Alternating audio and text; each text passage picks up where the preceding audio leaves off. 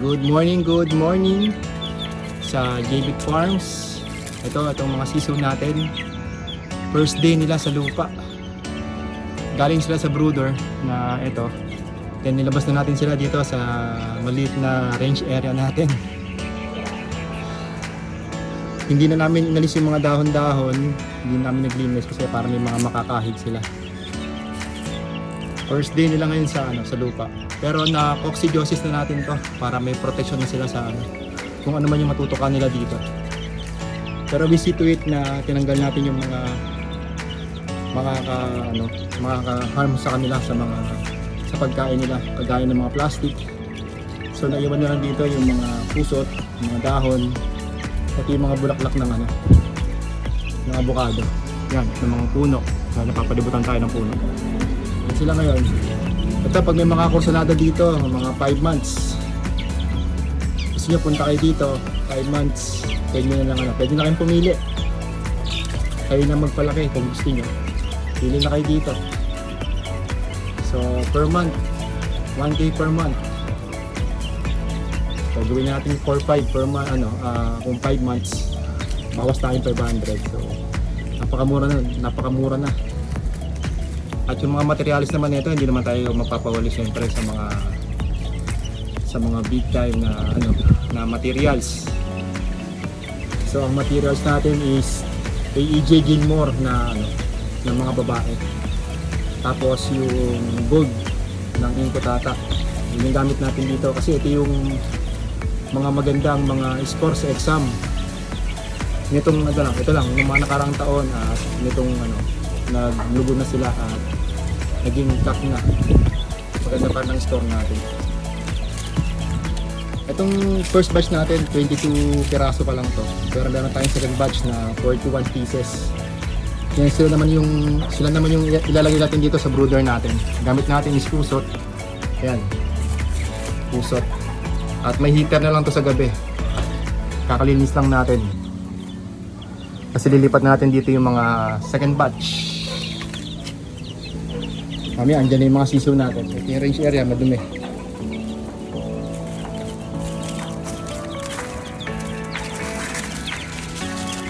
Dinadagdagan pa natin ng kusot. Para talagang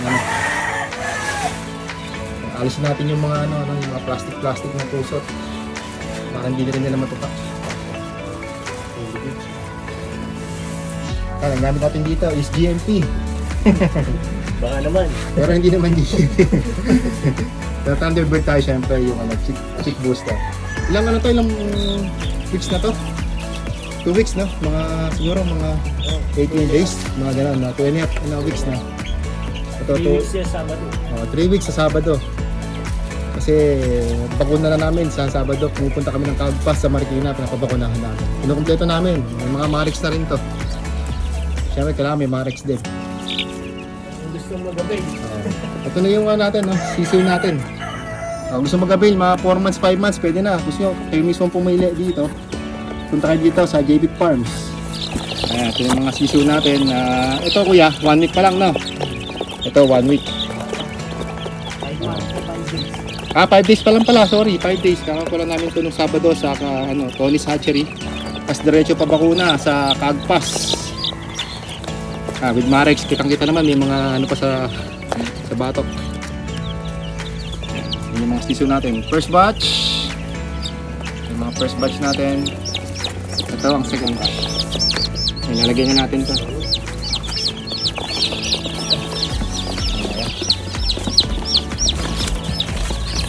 Lilipakan na yung mga first batch natin. Ganda na. Pero bago natin ito nilipat, nilinis natin at disinfect. Sabi nga niya ay Idol B-Boy, linis, disinfect. Ayan na, binuhos na ni Kuya. Ayan, para medyo malawag na sila. Yan, ganda. May ganda pa, mas yan. Ayan. Medyo naninibago pa sila dahil first time nila dito sa brooder na may pusot. Galing kasi sila sa keeping cage na meron ng dyaryo. Yan, medyo maluwag kaya medyo nag-iiyakan pa sila, naninibago. Yung mga kaya mga itsura mga basang sisiu talaga. So may heater, maglalagay tayo ng heater dito. Ito yung heater natin.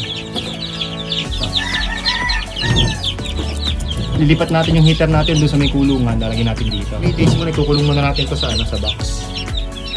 Bago pa kawalan dito. Kasi baka hindi pa sila marunong. Papalaki natin ng konti. So later mga JB Farms. Napakawala na tayo ng mga sisiu ngayong umaga. Binabox natin kasi medyo maliliit pa. Medyo lumaki na. Iyan na natin to. Ayan na, sige na. Ayan na. Agulo na. Resting in the morning pala. Siyempre tubig. Tubig muna sila.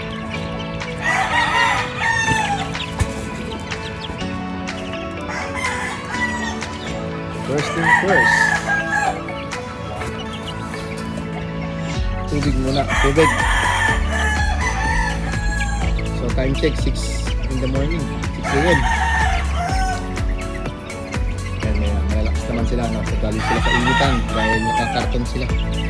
Pag ganito, pagka mga kabackyard, no? Mga backyard natin, pag wala kayong heater, ganun gawin nyo, itago nyo muna. Ilagay nyo sa karton. Sa gabi. Tapos sa umaga malakas sila kasi mainitan sila sa gabi dahil sa karton. Kaya sama-sama sila. Ito naman napakakawala natin yung second batch. Tubig din. Sila. Malalakas. Second batch, pakakawala na rin natin.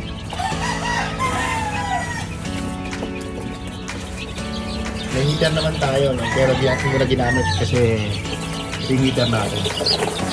Hindi mo natin ginamit dahil kakalipat pa natin ito kahapon. So medyo 3 days bago natin iwan sila dito. Heater na lang gagawin natin, hindi na natin sila ipukulong. Kaya dahil bago pa lang, kulong muna sila sa karton. Kahit anong karton lang, lagyan nyo lang ng kahit mga dahon-dahon.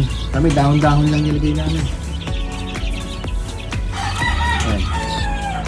Ito. Sila nakakulong ngayong gabi. Ayan, malakas sila dahil mainit. Mainit yung talog ng karton dahil sama-sama sila. Ayan, tulog naman muna sila. Bago sila kumain.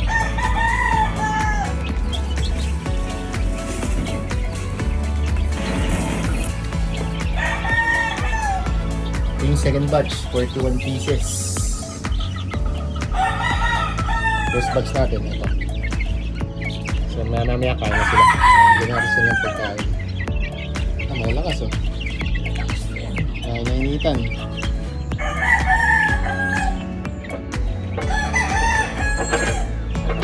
Numano ka natin. Yan oh. Hindi pa tumataas yung haring araw.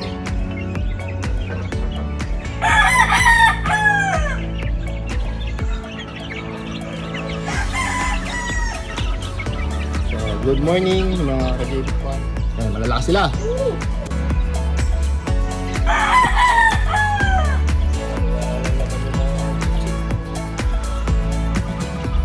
Mamaya siguro mga 20 minutes pakainin na natin. Kakatubig lang nila. Yung tubig natin ngayon kasi kagagaling lang nito na sa coccidiosis. Yung tubig. So ngayon is water na lang. Pero bukas ulit susundutan natin to ng coccidiosis sa patubig natin para talagang may laban sila sa cocci.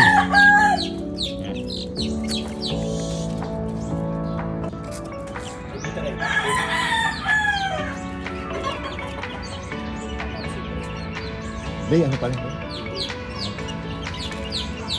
Maliliit pa yan, hindi pwede pang cocci.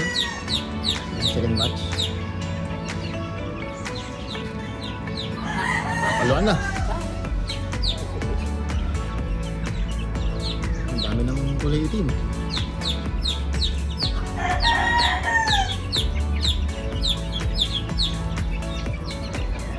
Ano naman to eh, no? Ano naman? Wala. Ay! Oo, wala na yata. Naubos na yata kahapon. So Magdadagdag tayo ng tubigan. Hindi isa lang ang tubigan eh. Meron pa tayong sarang na ganito kalaki. So, padagdag tayo ng tubigan.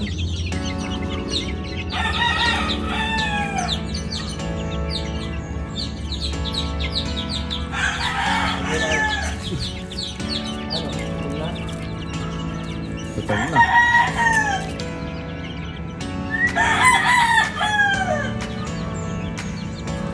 Ano kaya yung dalawa? Yun, oh, yun. Yung dalawa magkatabi na yan. Ay, yung tatlo na yan. Ang babae, Lalaki. dalawa babae. Diba? Parang babae eh. Ayun. Parang natin alam kasi hindi magana. Pero nangingitim lahat eh. Nakalis nangingitim lahat eh. Oh. Tinitingkad ng kulay. 22 na piraso.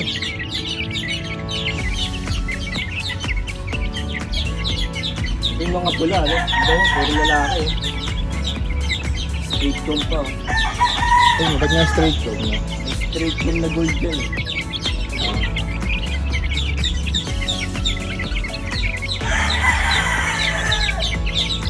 Ah, yung kaya ano, no? Kaya yung go, no? Straight ko na pala. Ito. Saka yung gray natin, straight ko.